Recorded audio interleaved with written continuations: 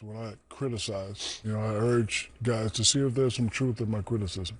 And if I'm being unfair, which most of the time I'm not being unfair, I say what I know. When it comes to be a dominant big man, I know. When it comes to being a great player, I know. When it comes to people telling you you're fat and you're out of shape, me and Chuck, we know. But we also know what you have to do. So when I'm giving you the information, say, hey, 28-10, like how long I've been saying 28-10, Ernie? All your life. 28-10. If you come out and dominate and do what you're supposed to do, you won't have any problem. So when I say something, when we say something, based on their response, I can tell if a player's ready or not. And listen, I'm going to do my job. He's got to get in shape. He's been hurt his entire career. That has something to do with his weight. And like I said, he got so much power in that organization. Nobody can listen to. He don't have to listen to anybody. Well, I'll add before you show the clip. All right. Yes, the reason why I think Chuck and Shaq, and we talked about this before, being in shape, because he could be the MVP of the league. Like, if he's in shape, he's an MVP candidate. Right now, he's just a guy who maybe make an all-star or come close to it. He could dominate the league if he was in basketball condition. There's a difference between going and looking good on the beach and then being in basketball condition. And he has to get in basketball condition. And my last thing my coach used to tell me, you don't get in shape. You don't play basketball to get in shape.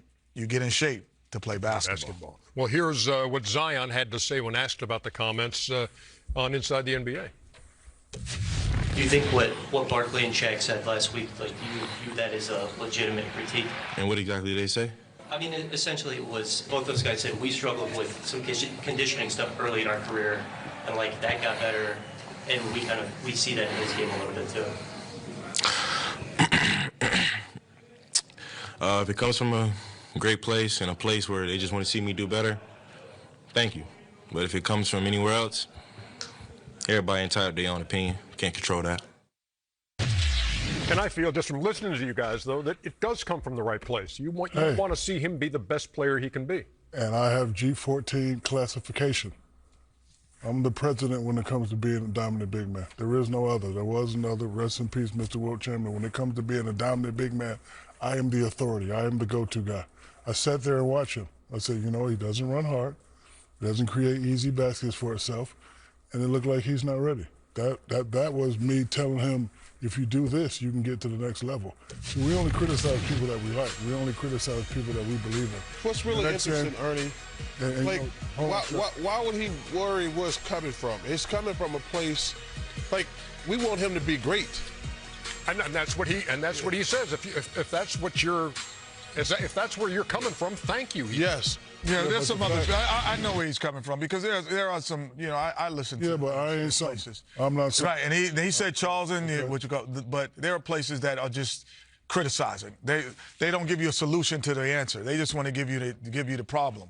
But these two guys, one, have, like I said, early in their career, had to figure out, if I got in a little bit better shape, I'm the best player in the world. And both of them have been the best player in the world and dominated over a decade. Not like anybody could dominate for half a season, because most of these guys in the NBA are great, or even a year. But to dominate decades like Shaq and Charles have done, it's impossible if you're not in that kind of shape. And Ernie, I'm about to keep it 1,000. If you say something about me and I don't get mad, that means I'm not ready. His response is telling me he ain't ready. I would have been like, excuse my French, F Shaq and Charles, watch this for the rest of the season. That's how you respond. Because actually when I say certain things, I'm egging you on to see what you're going to do. But the fact that, and again, it's all about that look. He still ain't got that look today.